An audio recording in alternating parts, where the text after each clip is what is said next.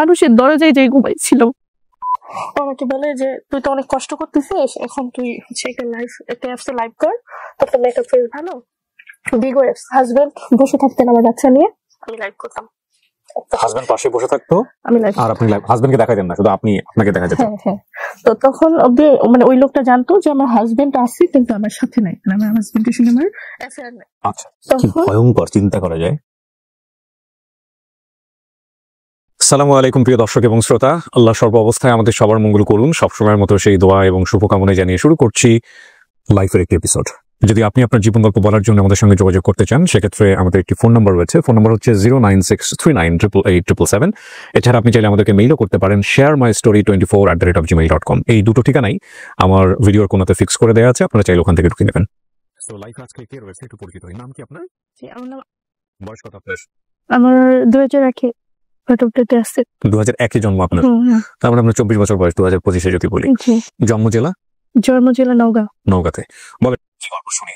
আমার বয়স যখন 1 বছর, আমার ভাইয়ের বয়স 5 বছর। জি। আমার আম্মু আমাকে নিয়ে আমার ভাইকে রেখে আমার বাবার আপন ফুফাতো ভাইয়ের সঙ্গে চলে আসেন। মানে চলে আসা বলতে কি ওনার সাথে সম্পর্ক ছিল? হ্যাঁ, উনি মানে গ্রামের ভাষায় বলে পলাই গেছে, এরকম একটা কথা আর কি। বিয়ে করছে আর কি, পলাই এসে। আমি যেহেতু ছোট ছিলাম আমাকে ঢাকায় নিয়ে আসেন।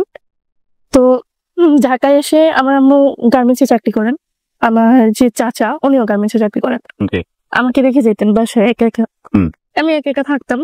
তো থাকতে থাকতে এখন আমার বয়স 2.5 বছর, আমার একটু মনে পড়ে আর কি, হাপছা। আমার বাবারা হচ্ছে 4 ভাই 4 বোন। তো আমার আরেকটা চাচা একটু বোকাটি টাইপের আর কি। আমার বংশের ভিতরে আমি একটা মেয়ে, আমার আর কোনো বোন নাই আর কি, বাবার আদরের মেয়ে আমি। তো আমার বাবা আমার অনেক ভেঙে গেছে, মানে এক কথা অসুস্থ হয়ে গেছে আমাকে আনার পরে। তো একটা মাঠের ভিতরে আমার আম্মুর পেটে ছুরি ধরছিল সন্ধ্যাবেলা। বাবা না, আমার চাচা, যে কি দিয়ে তো হচ্ছে তোকে মেরে ফেলবো। আমি প্রচুর ভয়ে কান্না করতেছিলাম। ওই মাঠে আমি দাঁড়ায় আছি আমার চাচার সঙ্গে। আমার আম্মু রুমে যে আমার কাপড় চোপড় এনে আমার চাচার সঙ্গে আমাকে দিয়ে দেন। আচ্ছা, এগুলো আপনি কার কাছ থেকে শুনেছেন? এটা আমার আফসোস মনে আছে। তারপরে আমার চাচা যখন আমাকে নিয়ে যান দেশে, দাদির কথা মনে পড়লেই আমার মানে কান্না চলে আসে অটোমেটিকলি। আমার বড় মা কি, আমার বড় চাচু, তো ওনার হচ্ছে বাচ্চা কাচ্চা হয়, মারা যায়। তো উনি আমাকে পালেন 5 বছর পর্যন্ত। তারপর ওনার বেবি কনসেপ্ট করে। তো 5 বছর বয়সে আমি আমার নানুর বাড়িতে, আমার নানু অসুস্থ। তো আবার মামা বললেন যে দাও, তাহলে আমার আম্মু অসুস্থ, ওখানে থাকতে পারবি, অন্তত ভালো খাইতে পারবে 2 বেলা। আমার আব্বুকে বল। আমি একসঙ্গে 3টা স্কুলে পড়াশোনা করছি, যখন যেখানে থাকতাম সেখানে গিয়ে পড়তেন। তারপর কখনো আমাদের বাড়িতে থাকতাম, আমার নানুর বাড়ি আমাদের বাড়ি থেকে 10 টাকা ভাড়া লাগে, মানে ভ্যান ভাড়া আর কি। কখনো নানুর বাড়িতে থাকতাম। আমি 6 বছর বয়সে আমার বাবাকে আমি রান্না করে খাওয়াইছি।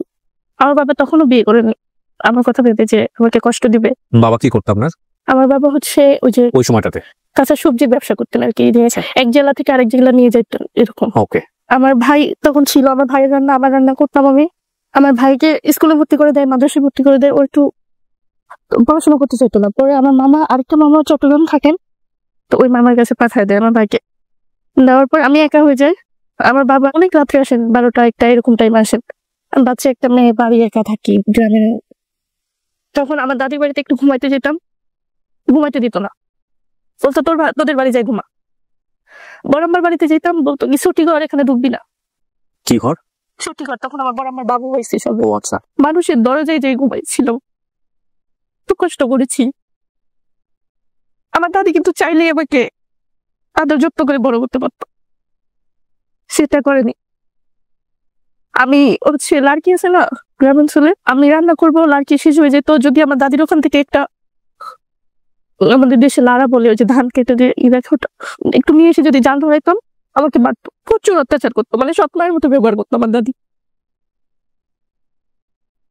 তো আমি স্কুলে যাইতাম, স্কুল থেকে এসে রান্না করতাম। এভাবে আপু আসতো, অনেক রাত্রে আসতো, আমি সকালবেলা চলে যেত।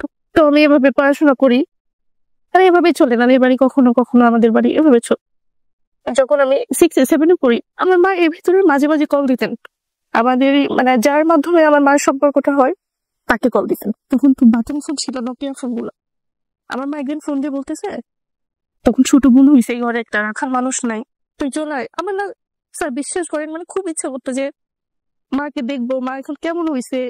মানে আমি তো আফসা আফসা মনে আছে আমার মার চেহারা, খুব ইচ্ছা করতো মার আদর। মানে দাদির অত্যাচারে বেশি আরো কষ্ট লাগতো। আমাদের গ্রামে সবাই আমাকে মানে আদর করে নিয়ে খাওয়াই দিত, যে যেমন ভালো মন্দ রান্না নিয়ে খাওয়াইতো, কিন্তু আমার দাদি কখন হয়।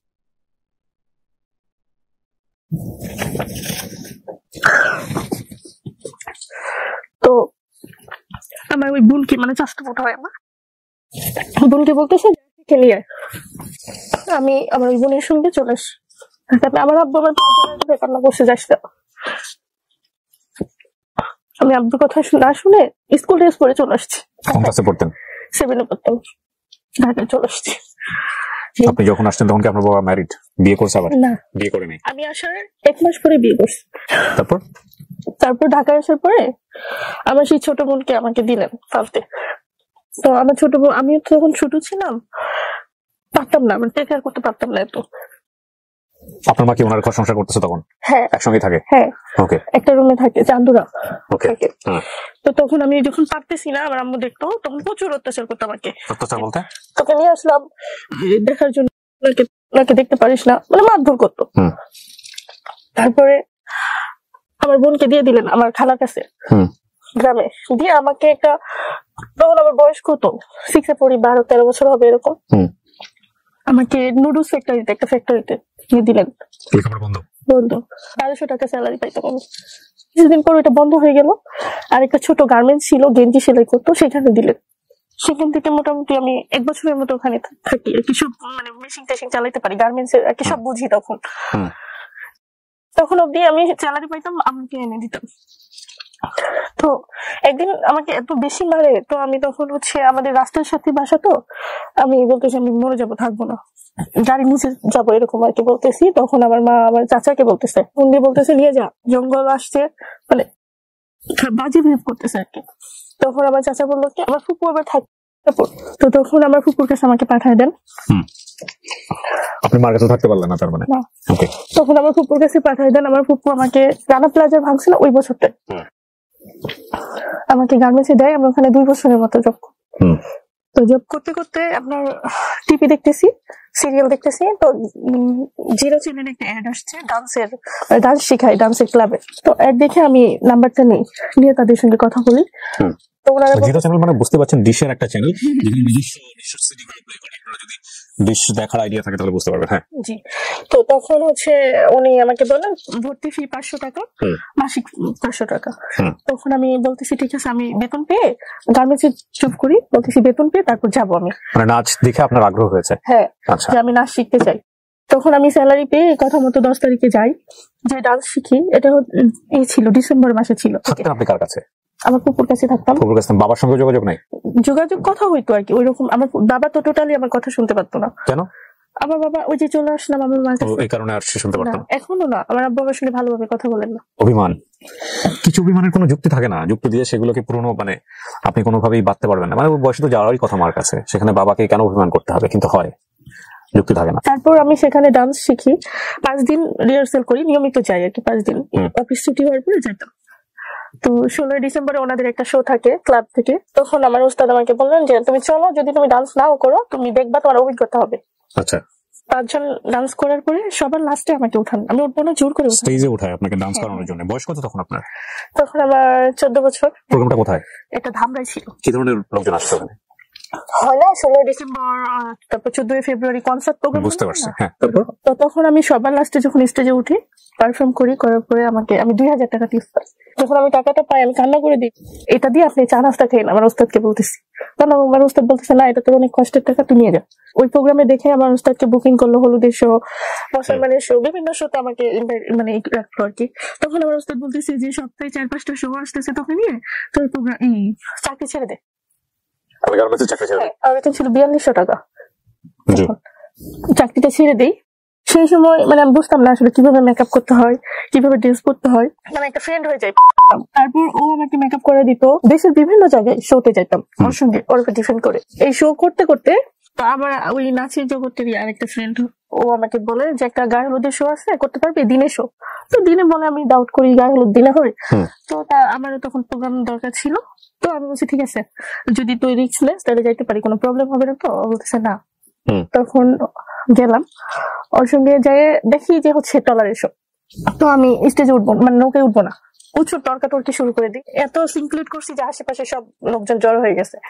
ওর ছিল প্রচুর পটানোর চেষ্টা করে, বোঝানোর চেষ্টা করে যে ওঠেন, কোনো প্রবলেম হবে না, আমরা আছি, আমরা দেখবো। তো এমন ভাবে পটাইছে যে আমি উঠে গেলাম। নৌকাতে ওঠার পরে কোনো প্রবলেম হয় নাই, ওনার কথা শুনে উনি প্রচুর টেক কেয়ার করছে আমাকে। সকাল 12টায় গেছি, সন্ধ্যায় 5টায় নামাই দিছে। পেমেন্টটা দেয় নাই, এই মেয়েটা অতিরিক্ত ভাব দেখাইছে, পেমেন্ট দিব না বলেছে এটা, মানে তাদের দল এরা বলছে। তখন আমি বলছি পেমেন্ট লাগবে না, আমার প্রচুর ক্লান্ত লাগতেছে, আমি বাসায় যাবো। তারপর বাসায় যেয়ে উনি আমার নাম্বারটা কিভাবে রাখছে আমি জানি, আমাকে কল দেন, কথা বলেন। তখন আমি ওনাকে প্রচুর গালাগালি করি যে আমার পেমেন্টটা দিলেন না, এটা সেটা। পরের দিন উনি আমাকে ফোন দিয়ে বলেন আমি তো আপনাদের এলাকায়, আসেন মিট করি। ওনার সঙ্গে ফ্যান্টাসিতে ঘুরি আমি সেদিন, জানি না কি হইলো। পরের দিনই আমাকে বাজে অফার করছে। আমি বলছি না আমি এসব করি না, আমি ওইরকম মেয়ে না। তো উনি বলতেছে আমি তোমাকে বিয়ে করবো। এই ছেলেটা বলেছে আপনাকে? জি। তো আপনার সম্পর্কে জানতো এই কথা বলার আগে যে আপনি কোথা থেকে আসছেন, আপনার ব্যাকগ্রাউন্ড কি, এগুলো জানতো? হ্যাঁ, আমি তাকে বলছি, সবগুলোই বলছি যে আমি এরকম আমার ফ্যামিলি, তাকে সব বুঝাই বলছি। তখন সেও এক বাবার এক ছেলে, তার ফ্যামিলি ব্যাকগ্রাউন্ড ভালো। তখন তো ছোট ছিলাম, ডিসিশন তো নিতে পারতাম না। হ্যাঁ, তো আমার ওই ফ্রেন্ডের, আমি যে কোনো কিছু করলাম আমার ওই ফ্রেন্ডের কাছে আমি ডিসিশন নিতাম কাছে। তখন আমি সেই টাইমটা প্রচুর ঝামেলা চলে, আমি কথা ওর সঙ্গে ডিসকাস করার কোনো ই ছিল না, নিজে নিজে ডিসিশন নিয়ে নিই যে ঠিক আছে বিয়ে করবো। তখন আমি 2 তলায় থাকতাম, নিচতলায় একটা আন্টি ছিলেন, ওনার ছিলেন। তো আমি যে ওনার সঙ্গে শেয়ার করি যে আন্টি আমি তো সব কথা আপনার সঙ্গে শেয়ার করি, এরকম বিয়ে করতে চান, ওনার বাড়ি এই যে। তো উনি বলতেছে ঠিক আছে ছেলেকে আসতে বল দেখি। তখন আমার বার্থডে ছিল সেদিন, ও আন্টি বলতেছে ঠিক আছে ঢাকায় যদি প্রবলেম হয় কোর্টে যাই তোদের বিয়ে করাই দিই। কথা মতো নিয়ে চলে গেলেন, কোর্টে যেয়ে বিয়ে দিলেন আমাদের। বয়স কত তখন? আপনার বিয়ে বয়স হয়েছে? না, ছেলের বিয়ের বয়স ছিল? ছেলের বিয়ের বয়স ছিল, আমার বিয়ের বয়স ছিল না। এই জন্যই বলছি যে জেনে শুনে এরকম একটা ছেলেকে কেন বিয়ে করলেন? মানে ওর ফ্যামিলি কোথায়, কি অবস্থা কিছু জানেন আপনি? তখন না, জানতাম না। না জেনে করে ফেলছেন? হ্যাঁ। আপনার মাথার উপরে তখন কে? আপনার ফুপু? আমার মাথার উপরে তখন কেউ ছিল না, মানে আমার ফুপুর কাছ থেকে তো চলে গেছি। আমার ডান্স যখন যেদিন ক্লাবে ভর্তি হয়েছি সেদিন থেকে আমার ফুপু আমার সঙ্গে কথা বলে। বিয়ে করছেন? তারপর বিয়ে করার পরে সবাই ছিলাম 15 দিনের মতো। তারপর সে আমাকে নিয়ে চলে আসেন বাড্ডাতে। বাড্ডা ওনার বোনের বাসা ছিল, সেখানে নিয়ে আসেন। কি করতে পেশায়? মানে ওর আব্বু সেনাবাহিনীতে ছিলেন, ওর আব্বু মারা যাওয়ার পরে ও মানে আর কি ওই জায়গায় জয়েন হবে এরকম একটা কিছু ছিল, তখন কিছু করেন না। তার মানে পুরোপুরি বেকার? হ্যাঁ। আচ্ছা, আপনাকে বিয়ে করে ওর বাড়িতে নিয়ে গেছে? না, ওর বোনের বাসায় নিয়ে গেছে। নিয়ে যাওয়ার পর কি বলছে? তখন ওর বোন নাকি মেনে নিয়েছে, কিছু বলে নাই। তখন আমরা সংসার করি।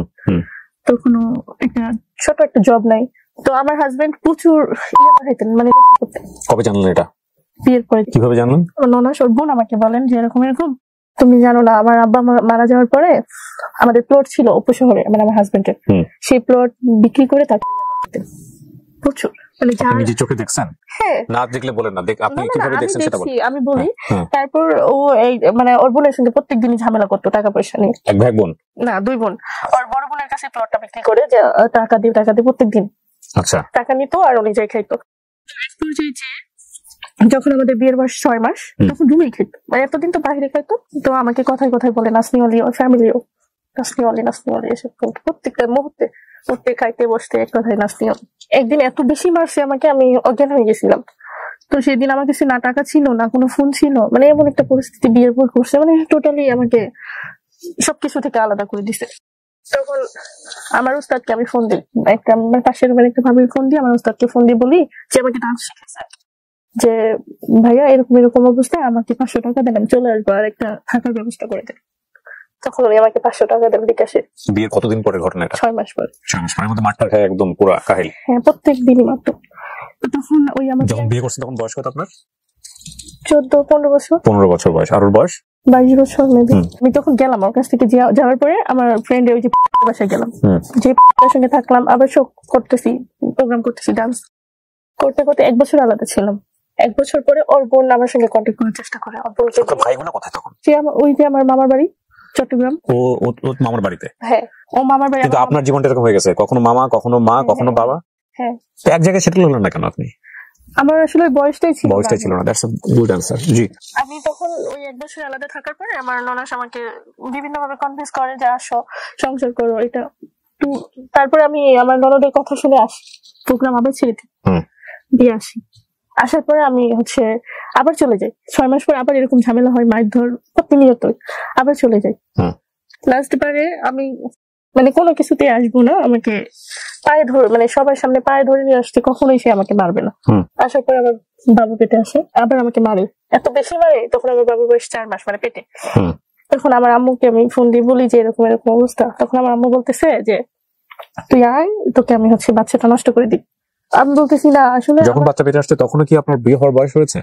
হ্যাঁ, তখন আমার বিয়ের বয়স হয়েছে। বিয়ের কত বছর পরে? বিয়ের 4 বছর পরে। 4 বছর পরে, ওকে। তখন আমার আম্মুকে আমি বলি যে না, আমি বাচ্চাটা নষ্ট করতে চাই না, আমার বাচ্চার জন্য কেউ নাই।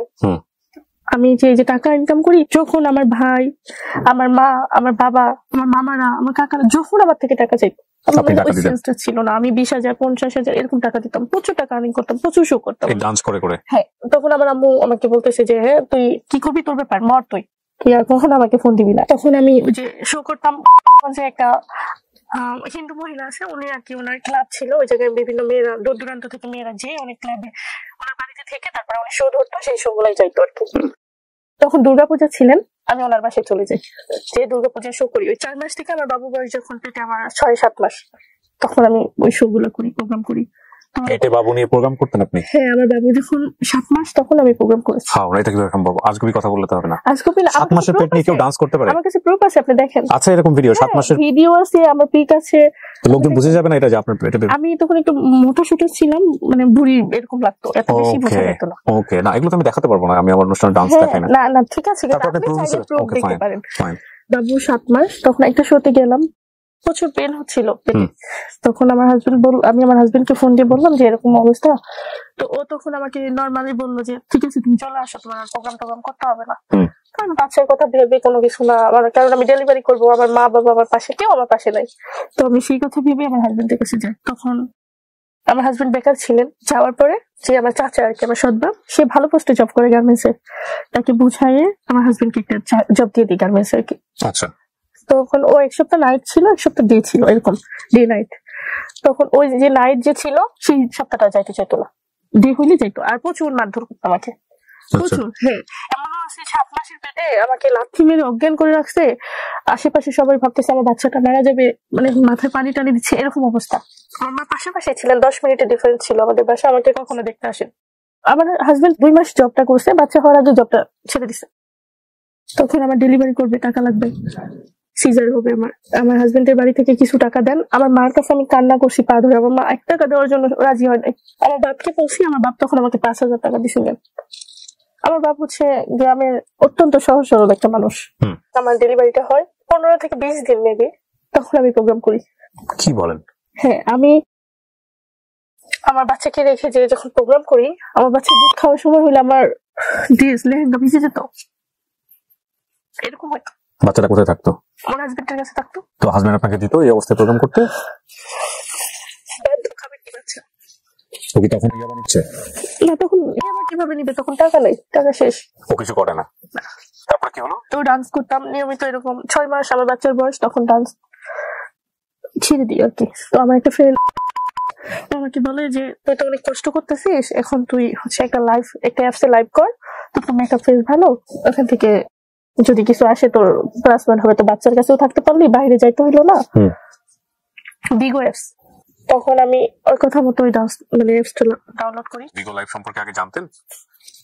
ওই দিনই আমি ডাউনলোড করি, করার পরে একটা এজেন্সির মাধ্যমে লাইভ করি। এজেন্সি বলতে আমি বিস্তারিত জানতে চাই। ওই অ্যাপসে গেলে বলে হোস্টিং নেবেন নাকি, মানে বিভিন্ন এজেন্সিরা বলে হোস্টিং নেন। এজেন্সির লাভ কি আপনাকে? এজেন্সির লাভ যে আমার আইডিতে যদি আমাকে কেউ যদি 20,000 ডায়মন্ড গিফট করে, মানে ওখানকার কয়েন আর কি, 20,000 ডায়মন্ড গিফট করে, তো এটা থেকে ডলার আসবে 19,000 টাকা পাবো আমি। আর ওই এজেন্সি পাবে, এখান থেকে এজেন্সিও পাবে। এজেন্সি কেন পাবে? এজেন্সি আপনাকে কি সুবিধা দেবে? এজেন্সি আমাকে পরিচালনা করতেছে, কিভাবে? উনি আমাকে ওই টাকাটা উইথড্র করে বিকাশ থেকে দিবে। আচ্ছা, ওকে। আমার কিছু জানা নাই ভিগো লাইভ নিয়ে। আপনারা নিশ্চয়ই জানেন যে কিছুদিন আগে কিন্তু আমাদের এরকম একজন অভিনেত্রী মারা যাওয়ার পরে ভিগো লাইভ অ্যাপটা নিয়ে অত্যন্ত আলোচনা সমালোচনা তৈরি হয়। ওনার লাইফের মধ্যে যেহেতু ভিগো লাইভ ঘটনাটা আছে, যে কারণে আমার কাছ থেকে জানতে চাচ্ছি। হ্যাঁ, তারপরে কি হলো? তারপর ওই ভিগো লাইভে একজন আসে, যে আমাকে প্রচুর গিফট করেন, মানে ডায়মন্ড খেলে আর কি, আমাকে গিফট করেন। তখন ওনার সাথে কি কথোপকথন হয়, মানে কথা বলা যায়? কথা হয় তখন আমার। উনি আমাকে প্রচুর লোভ লালসা দেখায়, তখন এরকম আমার স্টোরিটা বলি আমি ডান্স করতাম। তো উনি আমাকে বলে যে লাইভ করতে হবে না, তুমি কত টাকা পাও লাইভে, আমি দিব, তোমার লাইভে আসতে হবে না। তখন আমি এটা আমার এজেন্সিকে জানাই, বলে কি না এসব ফালতু, এরকম কত আসবে তোমার, কত গেস্ট আসবে, সবাইকে ধরে রাখতে হবে, সবাইকে মিষ্টি মিষ্টি কথা বলে ধরে রাখো। প্রচুর টাকা নষ্ট করতো, মানে ওই খেলতে আমাকে গিফট করতেন। আমি হচ্ছে মাসে 30,000 40,000 টাকা উঠাইতাম তখন ঘরে বসে ওই ভিডিও থেকে। টাকাটা কোথায় আসতো? বিকাশে? বিকাশে। হাজবেন্ড বসে থাকতেন আমার বাচ্চা নিয়ে, আমি লাইভ করতাম। হাজবেন্ড পাশে বসে থাকতো আমি লাইভ, আর আপনি লাইভ, হাজবেন্ডকে দেখাই দেন না, শুধু আপনি আপনাকে দেখা যেত। হ্যাঁ হ্যাঁ। তো তখন অব্দি মানে ওই লোকটা জানতো যে আমার হাজবেন্ড আছে কিন্তু আমার সাথে নাই, মানে আমার হাজবেন্ডের সঙ্গে আমার অ্যাফেয়ার নাই। আচ্ছা, সেপারেশনে আছেন। হ্যাঁ, এটা জানতো।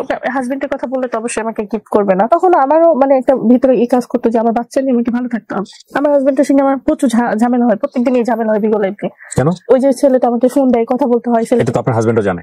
টাইম দিতে হয় ওই ছেলেটাকে, এই জন্য আমার হাজবেন্ড জেলাস ফিল করতে আর আমার সঙ্গে ঝামেলা করতো। আবার কিছু বলতেও পারে না কারণ ওর কাছ থেকে তো টাকা আসে। হ্যাঁ হ্যাঁ। কি তখন ভয়ঙ্কর, চিন্তা করা যায়। এরকম হতে হতে একদিন আমার হাজবেন্ডের সঙ্গে প্রচুর ঝামেলা হয় ঈদের আগে। তখন আমি বলি যে আমি বাড়ি যাবো। ওই ছেলেটা তখন আমাকে 10,000 টাকা পাঠান। আপনার হাজবেন্ড ছেড়ে দিতে বলে আপনি ছাড়েননি কেন?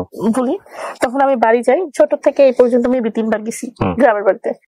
মানে এত কেউ কেয়ার করে না, এই জন্য আমি যাই না। যখন টাকা দিতাম তখন কেয়ার করতো, তখন 2 বার গেছিলাম। ভিগো লাইভে আপনি যে ডান্স করতেন এখানে কি সবাই দেখতে পেত নাকি শুধু উনি দেখতেন? সবাই দেখতে পারতো, ওয়ার্ল্ডের সবাই, যে কেউ। তাহলে উনি শুধু আপনাকে গিফট করতে কেন? উনি না, উনি সহ আর অনেকে gift বাট উনি হচ্ছে টপার থাকে না, কে কার টপে থাকবে এরকম ও একটা আচ্ছা, পুরোপুরি পয়সা দিয়ে আসলে কে কার টপে থাকবে এরকম। হ্যাঁ হ্যাঁ, প্রবাসী যারা থাকে আর কি, বিশেষ করে আমার হাজবেন্ড একদিন লাইভ করা অবস্থায় আমাকে মারধর করে ভিগোর মধ্যেই। হ্যাঁ। আচ্ছা ঠিক আছে, ডান্স দেখতেছে সেটা তার ব্যক্তিগত রুচি, কিন্তু যে ডান্স ফ্রি দেখা যায় সেখানে কেন এত টাকা ব্যয় করে লোকজন?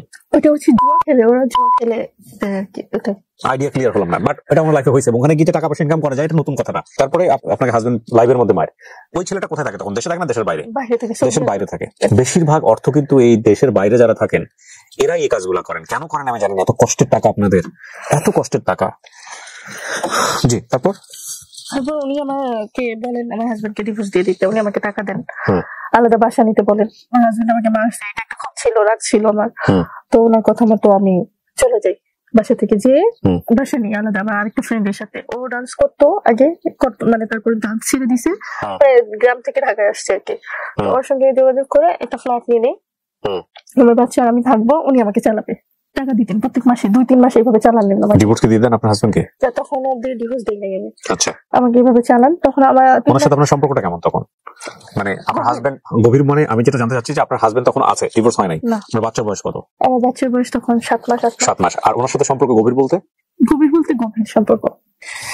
তো পরবর্তীতে আমার হাজবেন্ড আমাকে সুসাইড করবে এরকম একটা হুমকি দেন, কিংবা করে। আপনার হাজবেন্ড সুসাইড করে হুমকি কেন দিল? মানে তার বাচ্চাকে ছাড়া সে থাকতে পারতেছে না, এটা বলেন আমাকে। ওকে। এক পর্যায়ে যে সে হচ্ছে ঘুমের ওষুধ খান অনেকগুলো আমার হাজবেন্ড খেয়ে, মানে অবস্থা নাজেহাল, মেডিকেলে ভর্তি করে রাখছে। আমাকে ফোন দেন আমার শাশুড়ি, যাই আমি। যে লোকটার সঙ্গে আপনার এই সম্পর্কটা, ওই লোক কি বিবাহিত ছিল? তখন পর্যন্ত আপনি কি জানেন? তখন পর্যন্ত আমি জানতাম সে বিবাহিত না। বিবাহিত না, ওকে ফাইন। তারপর হচ্ছে আমার হাজবেন্ডের কাছে যাই, এটা আবার ওই যে আমার সঙ্গে যে ফ্রেন্ডটা থাকতো ও বিগো লাইভ করতো, ও আবার বলে দিছে। ওই ছেলেটাকে? হ্যাঁ, ওই ছেলেটা। ওই ছেলের নাম কি ছিল? তারপর তো তখন সে বলে দিছে যে এরকম এরকম আমার ডান্স জগতে সবাই আমার ছিল। তখন আমাকে উনি বলেন চলে গেছে আর হাজবেন্ডের কাছে। তা আমার হাজবেন্ড তখন মেডিকেলে ছিলেন 2 দিনের মতো, তারপর বাসায় আনি। আনার পরে মিলচাল করার চেষ্টা করি যে থাক, যা হবার হয়েছে। হাজবেন্ড তখন জানতো যে এই লোকের সঙ্গে সম্পর্ক? হ্যাঁ হ্যাঁ। তখন হাজবেন্ড সহ্য করছে কিভাবে? আর আমি বুঝি না আপনি ভাই কেমন হাজবেন্ড, জানাশোনার পরও বারবার ওয়াইফকে কাছে নিচ্ছেন, আপনি ডিভোর্স দিয়ে দেন। তারপর আর কি আমার হাজবেন্ডের কাছে যাই, তখন আমার হাজবেন্ড টাইসের কাজ করতো, কাজ করা শুরু করছে, মানে ঘরে চাল নাই, খাবে কি বাচ্চা। হাজবেন্ড জানতো যে আপনি ওনার সঙ্গে এতটা গভীর সম্পর্কে গেছেন? হ্যাঁ। তো একদিন কাজে যান, হঠাৎ করে একদিন ফেসবুকে দেখিয়েছি আমার এই ভিডিওগুলো, অশ্লীল ভিডিও। ফেসবুকে আমার নাম সেম আইডি খুলে করেছে। আইডি খুলে আমার ফ্রেন্ড লিস্টে যারা ছিলেন, আমার মামা, আমার মানে আমার চাচা, আমার যে সৎ বাপ, সে আমার বোন, মানে যারা ছিলেন আর কি, আমার গ্রামবাসী যারা, সবাই আমার অ্যাড ছিলেন আমার ফেসবুকে, সবাইকে ইনবক্সে এগুলো দেন। আমি এখানে একটা কথা একটু বলে রাখি, প্রতিটা গল্পই আমরা এখানে নিয়ে আসি মানুষকে সচেতন করবার জন্য। ওনার গল্পের আজকের যে প্রেক্ষাপট সেটা আপনারা দেখেছেন এবং একই সাথে ওনার গল্প এখন কোন জায়গায় দাঁড়িয়ে আছে সেটাও আপনারা জানেন, ওনার লাইফে কি হয়েছে সেটাও আমরা যাবো পরবর্তীতে। কিন্তু আমি এখানে একটু সতর্কবার্তা দিতে চাই, বিশেষ করে আমার দর্শক যারা আছেন।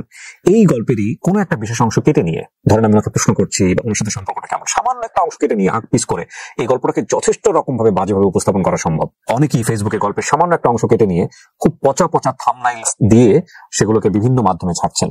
এতে করে আমার তো অবশ্যই এবং একই সাথে আমাদের যারা দর্শক আছেন তারাও অনেক বেশি মনক্ষুণ্ণ হচ্ছেন। যারা এই কাজটি করছেন তাদেরকে আমি আমার এই ভিডিওর মাধ্যমে সতর্ক করছি, দয়া করে এমন কাজ করবেন না। আমরা অবশ্যই আপনার বিরুদ্ধে আইনানুগ ব্যবস্থা গ্রহণ করবো, কারণ একটা বিষয়কে আপনি ভুলভাবে উপস্থাপন করছেন, সো এটা করা যাবে না। এতে করে আমার ক্ষতি হচ্ছে এবং একই সাথে আমাদের অনুষ্ঠানের ক্ষতি হচ্ছে। ঠিক আছে, কোনো কথার একেবারে শুরু শেষ পর্যন্ত না শুনে শুধু সামান্য একটু অংশ শুনে আমাদের দেশের মানুষ কিন্তু অনেক বেশি জাজমেন্টাল, অনেক বেশি ওপিনিয়ন দিতে পছন্দ করেন। সো দয়া করে এই কাজটা করবেন না। তাহলে আপনার আইডিটা এটা কি আপনারই ছিল নাকি নিজে নিজে বানিয়েছে? নিজে বানিয়েছে। আমার তখন সেটা হ্যাঁ বানিয়ে এখনো আছে আইডি, আপনার এই ফুটেজ গুলো দিয়েছে, ফুটেজ গুলো দিচ্ছে, ইনবক্সে দিচ্ছে। আসলে এতটুকু মাথায় ছিল না যে উনি এসব স্ক্রিন রেকর্ড কিংবা স্ক্রিন ভিডিও করে এসব রাখবেন। তো উনি এটা ওইরকম স্ক্রিন ভিডিও করে রাখেন। তখন আমার হাজবেন্ড এগুলো দেখে আমাকে প্রচুর মারেন, প্রচুর। এর আগে জানতো না হাজবেন্ড? না, আরে প্রচুর মারেন। মারবে কি, ওর তো মাথা খারাপ হয়ে যাওয়ার কথা হ্যাঁ। এগুলো দেখার পরে। আপনি ওকে মানে না জানিয়ে আপনি তো প্রচুর মারার পরে আমি তো মারে কি, মানে ওই সময়টাতে একটা ছেলের ব্রেন আউট হয়ে যাওয়ার কথা স্বাভাবিক, কারণ তার ওয়াইফ না থাকলে ঠিক আছে ফাইন, কিন্তু এটা তো জিনিসপত্র যখন তার চোখের সামনে পড়ছে, শুধু ছেলে না একটা মেয়ে হলো, কি কি ধরনের চিন্তা ভাবনা, কি অবস্থা দাঁড়াবে। এবং এগুলো যে আজকে যে এখানে আসলে উনি এইভাবে বলছেন, এটা আমাদের সমাজে এখন ভয়ঙ্কর রকম ভাবে এগুলো আসলে এই সোশ্যাল মিডিয়া বলেন, এই প্রযুক্তি বলেন, এগুলো যে আমাদেরকে কি পরিমাণ ইনসিকিউর করেছে। এই অনুষ্ঠানগুলো এই কারণে প্রচার করা যে আমাদের সবার সাবধান হওয়া উচিত। আমি এই টপিকগুলো না বললে আমি জানি আমি এই শো থেকে যাওয়ার পরে আমার ওই ভিডিওগুলো ভাইরাল হয়ে যাবে। এগুলো নিয়ে আমি জানি, এই জন্যই বললাম। খাইতে হবে বাস্তবে, সে তো আমাকে লোভ লালসা দেখাইছে যে বিয়ে করবে। তখন আপনি দোষ স্বীকার করছেন ওই সময়টাতে যে আপনি ভুল হয়েছে? এটা আমার ভুল হয়েছে, আমার ফেস দেখা যাচ্ছে, আমার দোষটা স্বীকার করতে। ওই ছেলের ফেস দেখা গেছে? হ্যাঁ, ওই ছেলের ফেসও দেখা যাচ্ছে। কত সালের ঘটনা এটা? 22 সালে। আপনি পুলিশের কাছে গেছেন, মামলা করেছেন? কেন করেননি এখন অব্দি? আমার মানে এখন মানে নতুন করে 1 মাস হয়েছে এগুলো শুরু করতেছে। সে যে আপনার হাজবেন্ডের সহযোগিতা নিয়ে আপনার হাজবেন্ড সহ আপনি সহ গিয়ে তো এটা আইনের আশ্রয় নিতে পারতেন, করেন নাই আপনারা? যদি এরকম কখনো কেউ করে ব্ল্যাকমেইল, বাংলাদেশের আইন অনুসারে পর্নোগ্রাফি অ্যাক্ট এবং একই সাথে সাইবার ক্রাইম অ্যাক্ট অনুসারে আপনারা মামলা করতে পারবেন। এটাকে টলারেট করবেন না কোন রকম। যদি কেউ কোনো ব্ল্যাকমেইলের ঝুঁকি দেয়, যে মানে বলে যে তো আরো পাবলিশ করবো, কোনো ভাবেই ভয় পাবেন না, মামলা করেন। এবং মামলা অবশ্যই করবেন। যদি থানাতে মামলা না হয় কোর্টে যাবেন, কোর্টে গিয়ে মামলা করবেন। হ্যাঁ জি। তো আমার পরিস্থিতিটা তখন এরকম ছিল, প্রত্যেকটা মানুষ আমাকে ফোন দিয়ে বলে, আমার নিজের ভাই ফোন দিয়ে বলে যে এসব কি। তখন আমি আসলে অনেকবার দিয়েছি, তখন আমার হাজবেন্ডের সঙ্গে থাকা অবস্থায় গলায় দিয়েছি। তখনও আমাকে মারে যে তুই কেন করতে যাবি কিংবা এরকম কিছু। আমার হাজবেন্ড আমাকে প্রচুর ভালোবাসে, কিন্তু আসলে নেশা করতেন তো এই জন্য এরকম প্রত্যেকটা খোটা শুনতে হচ্ছে। আমার দোষ আমি করছি, আমাকে মানে সম্পত্তি নিয়তই দেখছো, মানে গেছোস, এটা দেখাইছোস, মানে এরকম খোটা দিচ্ছে আমাকে। আমি আমার হাজবেন্ডের কাছ থেকে চলে যাই। ওই যে বললাম না আমার যে একজন শো করায় বাসায় মেয়ে রেখে, তখন আমার বাচ্চার বয়স 10 মাস এরকম। তখন আমার জামাই আমাকে প্রচুর ভালোবাসতেন। বিভিন্ন জায়গায় মানে যে জায়গায় আমি যেতে পারি পরিচিত সব জায়গায় গেছেন সে আমাকে খোঁজার জন্য। আমি টোটালি সিম টিম অফ করে, মানে আমি চাচ্ছিলাম যে হয়তো মরে যাবো, নয়তো এমন কোথাও যাবো কেউ যেন আমাকে না পাই। তো সেখানে যে আমি একটা শো করার পর আমার হাজবেন্ডকে ডিভোর্স দিই, কোর্টের থেকে ডিভোর্স দিয়ে দেওয়ার পরে বাচ্চাকে নিয়ে মানে ভিতরে অপরিচিত একটা জায়গা যেখানে আমি চলে আসি। আসার পরে আমার বাচ্চাকে মানুষের কাছে রেখে গার্মেন্টসে চাকরি নেই, এগুলো সব ছেড়ে ছেড়ে দিয়ে টোটালি মানে যাতে আমাকে কেউ কোথাও না পায়। তখন কি সম্পর্ক আপনার? তো তখন আমার লাইফটা অলরেডি হেল্প করে দিচ্ছে। কমিউনিকেশন আছে তখন কারোর সঙ্গে না, আমার হাজবেন্ডের সঙ্গেও না। তারপর আমি এখন গার্মেন্টসে চাকরি করি। এখন মানে আমাকে কোনোভাবে কনভিন্স করতে পারতেছে না আমার মাকে। আমার মার নাম্বার ওর কাছে আছে। আমার মাকে ফোন দেন দিয়ে বিভিন্ন ভাবে ট্রেড করেন যে এগুলো আরো পাবলিক করবে, আরো ছাড়বে। আপনার মার নাম্বার পেলো কিভাবে? খুবই সম্পর্ক ছিল সেখান থেকে দেওয়া, সবকিছু শেয়ার করছে সবকিছু। হ্যাঁ, আমার মা আমাকে ফোন দিয়ে প্রতিনিয়ত বকে যে এরকম। তো এখন ইদারিং যা করতেছে যে হচ্ছে আমার যাদের সঙ্গে শো করছি মানে প্রোগ্রাম করছি বিভিন্ন অ্যারেঞ্জার, তাদের সঙ্গে তো একটা ডান্স প্রোগ্রামে গেলে সেলফি তো তোলে ফেসবুকে ছাড়ে যে আমরা প্রোগ্রামে আসছি। তো ওই যে অশ্লীল পিক গুলা পাশাপাশি দাঁড়ায় মানে সেলফি উঠেছি, ওই মাঝখানে অশ্লীল পিক দিয়ে ছাড়তেছে ওই আইডি। এই ছেলের যে কাজটা করছে আপনি নিশ্চিত ওই করতেছে? হ্যাঁ। ওর বাড়ি কোথায় আপনি জানেন? হ্যাঁ, হ্যাঁ। ওর বাবা মার ঠিকানা জানেন? না, ওর বাবা মার ঠিকানা জানি না, কিন্তু ওর বাড়ি কোথায়, কোন থানাতে বাড়ি, এগুলো বের করতে পারছেন আপনি? এইটার হচ্ছে আপনি অবশ্যই আইনানুগ ব্যবস্থা গ্রহণ করতে পারবেন, এটা তো বাংলাদেশের আইনেই আছে, এটা ব্ল্যাকমেল করার কোনো সুযোগ নাই। আপনি উনি যদি বাংলাদেশের নাও আসে, আপনি ওনার পরিবারের নাম বা সমস্ত কিছু মেনশন করে আপনি থানায় যান, অন্তত একটা জিডি করেন, আপনি আইনানুগ ব্যবস্থা গ্রহণ করেন, আর সারা জীবন ব্ল্যাকমেল করবে। হ্যাঁ, তো এখন ওদেরকে ব্ল্যাকমেল করতেছে, আমার সঙ্গে কন্ট্যাক্ট করে দিতে বলতেছে ওরা। আর ওনার সঙ্গে যারা ছবি তুলেছে তারাও এখন বিপদে আছে। তো এখন ওরা ওই যে স্ক্রিনশট আছে আমার কাছে, ওরা আমাকে বিভিন্ন ভাবে মানে এক কথাই রাগারাগি করতেছে আমার সঙ্গে। এটা এই রিসেন্টলি ঘটনা। তো আপনার চলে কিভাবে এখন? গার্মেন্টসে জব করি। সাবেক স্বামী, মানে এখন তার স্বামী আপনি ডিভোর্স দিয়েছেন, কত বছর আগে দিয়েছেন? 2 বছর হয়ে গেছে। উনি যোগাযোগ করে আপনার সঙ্গে? বাচ্চার সঙ্গে কথা বলে। আপনাকে চায় না? চাই, মানে আমি চাচ্ছি না, কারণ গেলে আবার ওই প্রতিনিয়ত খোটা শুনতে হবে। আপনি তাকে মন থেকে ভালোবাসেন আপনার হাজবেন্ডকে? অবশ্যই। সবচেয়ে বড় ক্ষতিটা তো এটাই করছেন। একটা কথা বলি, বলে অনুষ্ঠানটা শেষ করব। সংসারে হাজবেন্ডের সঙ্গে অশান্তিতে আছেন, সংসারে ওয়াইফের সঙ্গে অশান্তিতে আছেন, সেই অশান্তির লাঘবের জন্য যদি থার্ড পার্টি কাউকে আশ্রয় দেন, আপনি যদি মনে করেন এতে আপনি শান্তিতে থাকবেন, আপনার চেয়ে বোকার পৃথিবীতে কেউ নাই। থার্ড পার্টি যদি আপনার ফার্স্ট পার্টি হয়, তাহলে আপনি বর্তমানে যার সঙ্গে আছেন তাকে বাদ দেন আগে, বাদ দিয়ে তারপর তার কাছে আপনি যান।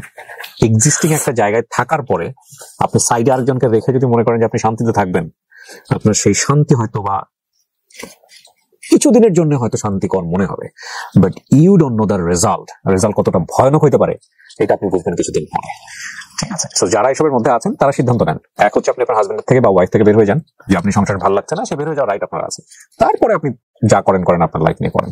কিন্তু থাকা অবস্থায় আপনি একজন, যেটাকে চিট বলি আমরা, থাকা অবস্থায় আপনি এই যে জিনিসগুলো করছেন, ভয়ঙ্কর, কি ভয়ঙ্কর। আমি তো আপনার হাজবেন্ডকে বলবো যে খুব ভালো মানুষ, শোনেন কিছু মনে করেন না, হ্যাঁ, এরকম জিনিস ধরা পড়ে ভালো মানুষে বলি কিভাবে ভাই আপনাকে বলেন তো? আপনার সামনে আপনার ওয়াইফ ভিগো লাইভ করতেছে, আপনার সামনে আপনার ওয়াইফ ডান্স করে করে আপনাকে খাওয়াইতেছে, মিয়া আপনার এই প্রসঙ্গ আসলেই তো আপনাকে নিয়ে আর তো কিছু বলার থাকে না, আপনি এতটুকু দিচ্ছেন তো বাকিটুকু সে করবে না। মানে আমার বক্তব্যগুলো খুব পার্সোনালাইজড হয়ে যাচ্ছে, আমি বরং ইন জেনারেলি বলতে চাই যে কোনো বিপদগামিতার সাময়িক আনন্দ দিলেও এটা ফলাফলটা খুব ভয়ানক হয়ে যায়।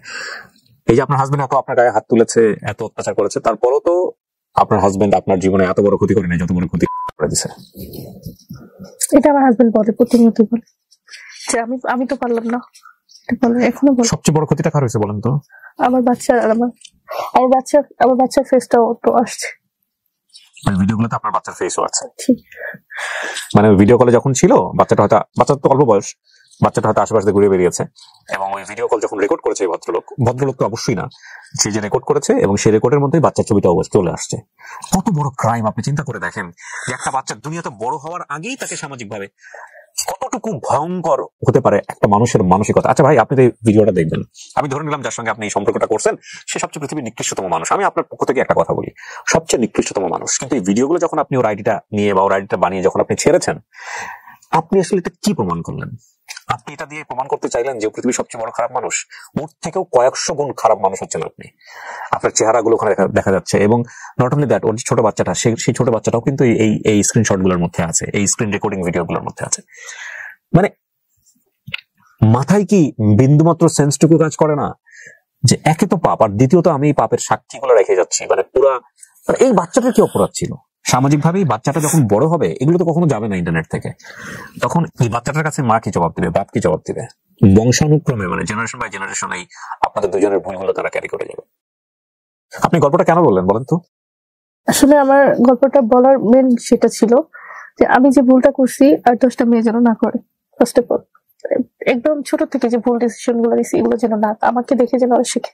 সংসার করতে পারছেন না এরকম অনেকেই আছেন, আমাদের সমাজে আছেন। সংসার থেকে বের হয়ে যাওয়া কোনো অপরাধ নয়, সংসার থেকে বের হয়ে যেতে হলে বের হয়ে যাবো আমরা। হ্যাঁ, সাফোকেটিং লাগছে, কোনোভাবে অ্যাডজাস্ট করতে পারছি না, জানি ওই মানুষটাকেই চাই, তারপরও ওই মানুষের সঙ্গে আমার থাকতে হচ্ছে, এবং যখন দূরে যাই দূরে থাকতে পারি না, কাছে চলে আসতে হয়, সম্পর্কটা কোনোভাবেই ভালো যাচ্ছে না, মনের ভয়ঙ্কর রকম কষ্ট হবে। তারপরেও যদি আপনার ডিভোর্সে যেতে হয় যান, সেপারেশনে যেতে হবে যান। যাওয়ার পরে আপনার জীবনে যদি কেউ আসে, সেটা খুবই ন্যাচারাল, আসতেই পারে। কিন্তু থাকা অবস্থাতেই আপনি আপনার হাজবেন্ডের সঙ্গে বা ওয়াইফের সঙ্গে যদি এই ধরনের কাজ করেন বা করতে থাকেন, the result is not good. Allah আমাদের সবাইকে মাফ করুক। আমি আপনাকে ধন্যবাদ জানাই যে আপনি সৎ সাহস নিয়ে আজকে এটা এখানে এসে বলেছেন। আমরা যতটুকু পারি প্রেসাইজ করে আমরা গল্পটা এখানে প্রচার করলাম, এবং আপনার এই ভুল থেকে হাজার মানুষ হয়তো বা শিখবে। আসলে কি শিখবে, এটা হচ্ছে কথা। আপনার বয়স তো অনেক অল্প, আপনি এখন গার্মেন্টস করে আপনি হলো আপনার সন্তানের সঙ্গে আছেন, ঠিক আছে, আপনার রিয়েলাইজেশন আছে, আপনি হয়তো একটা সময় কাটিয়ে উঠতে পারবেন। তবে একটা কথা বলি, আজকে যে ওর যে ভুলটা হয়েছে, এই ভুলের পেছনে কিন্তু ওনার একটা ব্যাকগ্রাউন্ড আছে, লাইফে কোনো মেন্টর ছিল না। বাট মেন্টর থাকার পরেও যে মানুষের জীবনে এত বড় ভুল হয় না, এটা কিন্তু না। মেন্টর থাকার পরেও ভুল হয়, সাপোর্ট দেওয়ার পরেও ভুল হয়, অতিরিক্ত শাসন করে সুন্দরভাবে বড় করার পরেও ভুল হয়। এই যে আমি এত কথা বলে যাচ্ছি, এমনও হতে পারে দেখুন আমার জীবনে হয়তো এর চেয়েও বড় ভুল আছে। ভুল আমাদের সবারই হয়, কিন্তু এই ভুল থেকে আমরা কি শিখবো সেটাই হচ্ছে ফ্যাক্ট। একজনের ভুল থেকে আমরা অন্তত এতটুকু শিখতে চাই যে আল্লাহ এত বড় ভুল যাতে আমি কখনো না করি, এবং সবসময় এই প্রার্থনাটুকু যেন থাকে যে উনি যেভাবে করেছেন, ওনাকে আঙুল তোলা আমাদের উদ্দেশ্য নয়, ওনাকে জাজমেন্ট করাটা আমাদের উদ্দেশ্য নয়, আমরা যাতে এই ভুলটা এড়িয়ে চলতে পারি। সো আমার এই ভিডিও দেখে আমি যে ভদ্রলোক এইসব কাজ করছেন তাকেও বিরত থাকতে বলবো যে ভাই আজকে থেকে শেষ করেন, আর আগায়েন না। প্রত্যেকটা মানুষেরই সুন্দরভাবে বাঁচার রাইট আছে, সুন্দরভাবে বাঁচার রাইট নিয়ে তাকে থাকতে দেন, বাঁচতে দেন। আমরাও চেষ্টা করি ভালোভাবে বাঁচার জন্য, অন্তত এই পথগুলোতে যেন আমাদের কখনো ভুলেও যাতে না যাওয়া হয়। শেষ করছি আজকের মতো। ভালো থাকুন প্রিয় দর্শক এবং শ্রোতা। আসসালামু আলাইকুম।